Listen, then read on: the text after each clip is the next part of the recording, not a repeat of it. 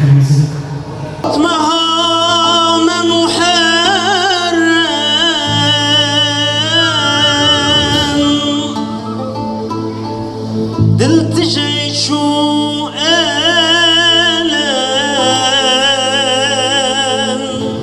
Şu cihan nurunun yarı sen idin, yanan yüreklerin carı sen idin. Haydar Kerrar'ın nuru sen idin. Kerbela çölünde hüzün var, yas var, matem var. Aytaç Baran'ı anlatsak anlaşılır mı? 150-200 insan, 2-3 insanın üzerine çullanacak.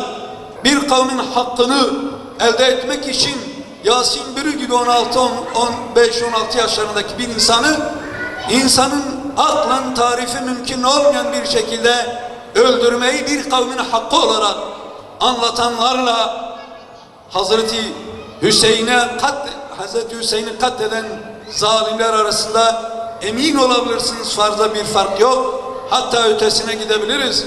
Habil'i katleden Kabil pişman olmuş.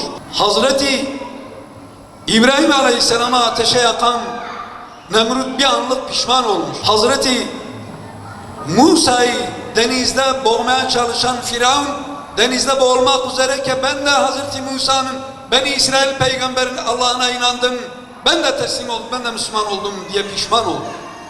Ve Ashab-ı Uhdud o gün muvahhid Müslümanları ateşe atarken Kur'an-ı Kerim'in ayetiyle onları seyrettiler. Üzerine taş atmadılar, benzin atmadılar, arabayla üzerinden gitmediler, üzerinden zılkıt atmadılar. Acaba Yasinleri şehit eden insanlar bırakın pişman olmayı da bunun üzerinde nasıl bir felsefe bina ediyorlar? İyi düşünmemiz lazım kardeşlerim. Bu bir. İkincisi kardeşlerim, niçin diğer kavimlerin, tevhide inanan insanların aşurası sürekli zafer ve galibiyetle sonuçlandı da ümmeti Muhammed'in niçin şehadetle böyle bir hüzünle aynı güne, bu tasarruf değil, bu iyi bir tevafuktur.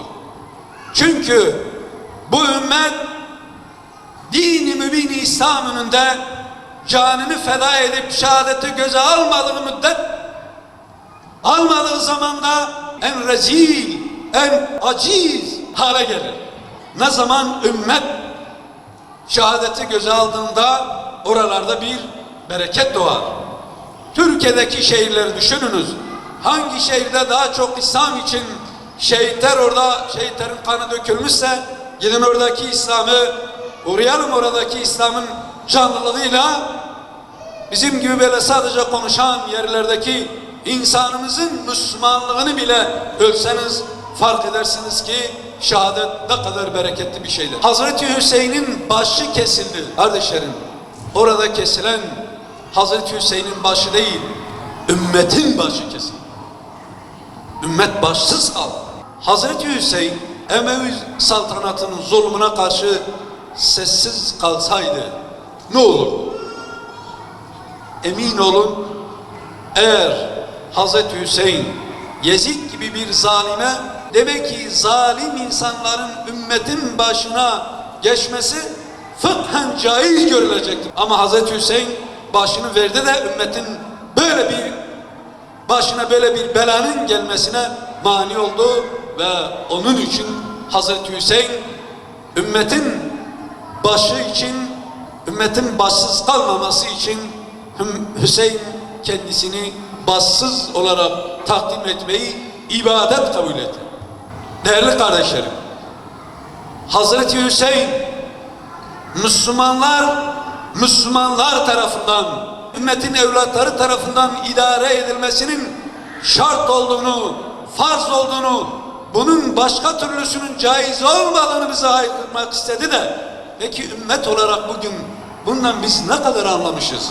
Eğer bugün ümmet kendi yönetimine sahip çıksaydı, bir avuç Yahudi kafiri ille de Filistinli Müslümanları şehit etmeyi kendisi için bir kazanım kabul ediyor. Gerçekten utanmıyor muyuz? Ümmet bu zilleti kabul etmemesi lazım. Niye?